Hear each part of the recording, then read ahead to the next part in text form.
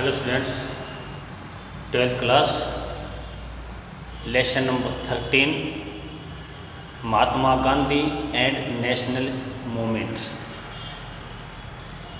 इसका आज हम लास्ट टॉपिक करेंगे। टॉपिक नेम है नोइंग गांधी, गांधी जी को जानना। हमने इससे पहले वाले टॉपिक में क्या पढ़ा है कि इंडिया 15 अगस्त 1947 को ब्रिटेन से इसने इंडिपेंडेंस ले ली है।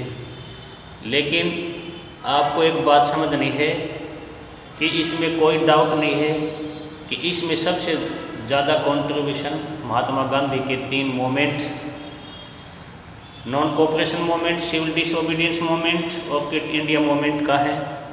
बट इसके साथ साथ हमें ये भी समझना है कि इस टाइम सेकेंड वर्ल्ड वॉर में इंग्लैंड की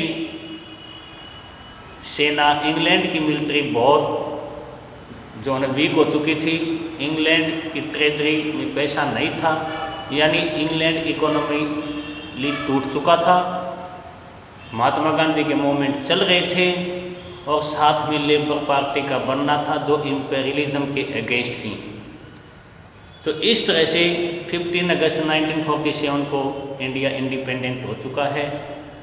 और इंडिपेंडेंट होने के बाद भी हम देख रहे हैं कि गांधी जी किस तरह बंगाल के नौ ओखली गांव में अकेले रातों रात घूम रहे हैं, जहां मुसलमानों को, हिंदुओं पर जो अत्याचार कर रहे हैं उनको रोकने की कोशिश कर रहे हैं। और जब वो दिल्ली में आए तो मुसलमान कितने खुश हुए कि शायद अब हमारी जान बच सकती है। वो वास्तव में पाकिस्तान भी जाना चाहते थे, जहाँ पर हिंदू माइनॉरिटी में थे, उनको भी जो है ना सुरक्षित लाना चाहते थे, पर किसी वजह से ऐसा नहीं हो सका। तो इस तरह हम इस चैप्टर में और इस टॉपिक में क्या समझने की कोशिश करेंगे कि एक व्यक्ति को किस तरह समझा जा सकता है और वो पर्सन कौन है, महात्मा गांधी। गांधी को कैसे जान सकते हैं। देख यहाँ पर क्या है कि पहला जो टॉपिक है वो क्या है, public voice and private script. कि महात्मा गांधी जब पब्लिकली बोलते हैं, स्पीच देते हैं, तो और वो जब किसी को अपने पर्सनल लेटर लिखते हैं, तो ये क्या है, ये वो सोर्स हैं जिसके थ्रू हम किसी भी पर्सन को जान सकते हैं। महात्मा गांधी ने जब भी स्पीच पब्लिक को देते थे या अपने पर्सनल लेटर किसी को लिखते थे, तो उनके थ्रू हमें महात्मा गांधी के रेपुटेशन, महात्मा गांधी की पर्सनैलिटी के बारे में पता चलता है। महात्मा गांधी की डेथ के बाद उनके जो लेटर हैं वो पंडित जवाहरलाल नेहरू ने, उनका जो समाचार पत्र था, न्यूज़पेपर था, हरिजन में जो लिखते थे, उनको कंपाइल किया है उन्होंने। ए बेंच ऑफ ऑल लेटर्स के नाम से वो जितने भी लेटर्स उस टाइम महात्मा गांधी ने दूसरों, जो उस टाइम के कंटेम्प्रेरी महात्मा गांधी के लीडर थे, महात्मा गांधी के साथ जो लीडर थे, कौन, पंडित जवाहरलाल नेहरू, सरदार वल्लभ भाई पटेल, राजेंद्र प्रसाद, इन्होंने महात्मा गांधी को, महात्मा गांधी ने इनको जब लेटर लिखे तो उनके थ्रू भी हमें महात्मा गांधी के बारे में पता लगा सकते हैं कि महात्मा गांधी की रेपुटेशन, महात्मा गांधी की पर्सनैलिटी, महात्मा गांधी किस तरह के व्यक्ति थे। यहाँ पर पंडित जवाहरलाल नेहरू जब 1930 के आसपास इंडिया में जब आए तो वो बहुत ही ज़्यादा रसिया से इम्प्रेस थे, क्योंकि रसिया में सोशलिस्ट पार्टी थी।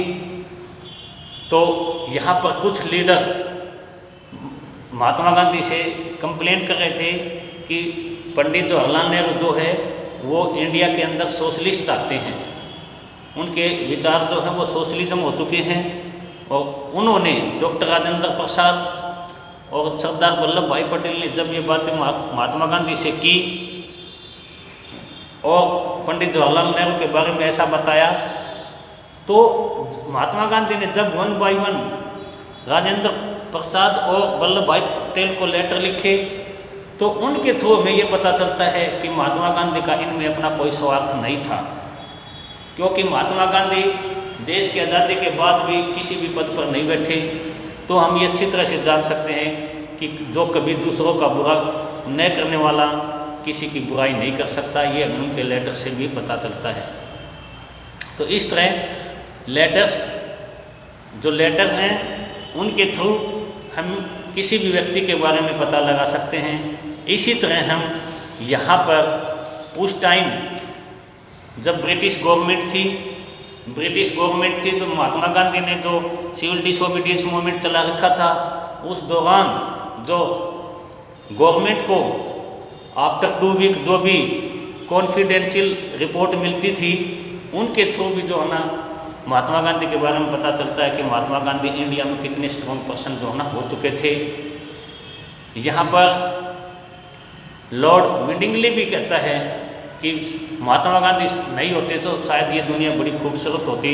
यानी महात्मा गांधी को इस देश के लोगों ने क्या मान लिया है, ये सब ब्रिटिशर जानते हैं।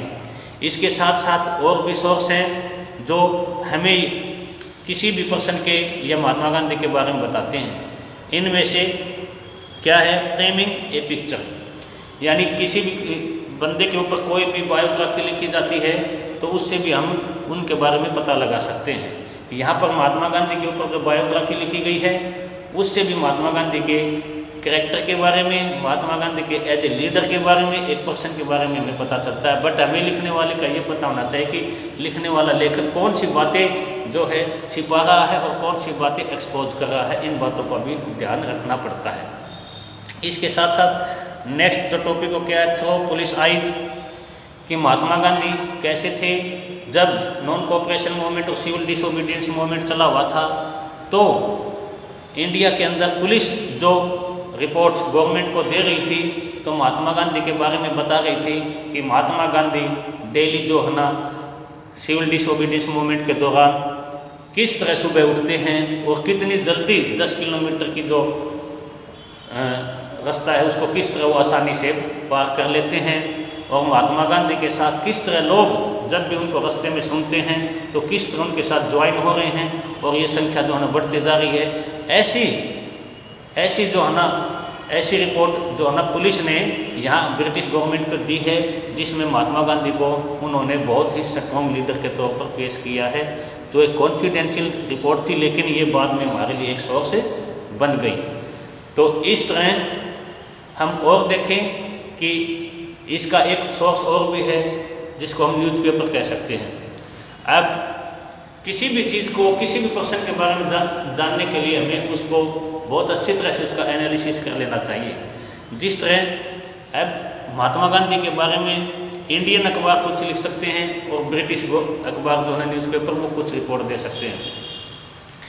अब जो ब्रिटिश न्यूज़पेपर हैं वो महात्मा गांधी के बारे में इतना पॉजिटिव नहीं लिखेंगे जितना इंडियन न्यूज़पेपर लिख सकते हैं, क्योंकि ऐसा लिखने से वो अपोजिट वाले को स्ट्रॉन्ग मानते हैं। तो हमें कोई भी सोर्स हमारे पास है, चाहे वो लेटर्स हैं, चाहे वो बायोग्राफी है, चाहे वो पुलिस की रिकॉर्ड है, चाहे वो ऑफिशियल रिकॉर्ड है, या फिर वो डिफरेंट टाइप के जो न्यूज़पेपर हैं, इनको पढ़ने से हमें किसी भी पर्सन के रेपुटेशन के बारे में, कैरेक्टर के बारे में, एज ए लीडर के बारे में हमें जो है ना पता चल जाता है। इन सब चीज़ों को खंगोलने के बाद हमें पता लगता है कि महात्मा गांधी वास्तव में एक बहुत बड़े इंडिया के जो है लीडर थे, और इस तरह उनको राष्ट्रपिता का टाइटल हम कह सकते हैं कि वास्तव में बहुत सही मिला था। तो आज का अपना ये टॉपिक के साथ साथ ये लेसन कंप्लीट हुआ। नेक्स्ट और लास्ट लेसन हम नेक्स्ट वीडियो में करेंगे। Okay, thank you.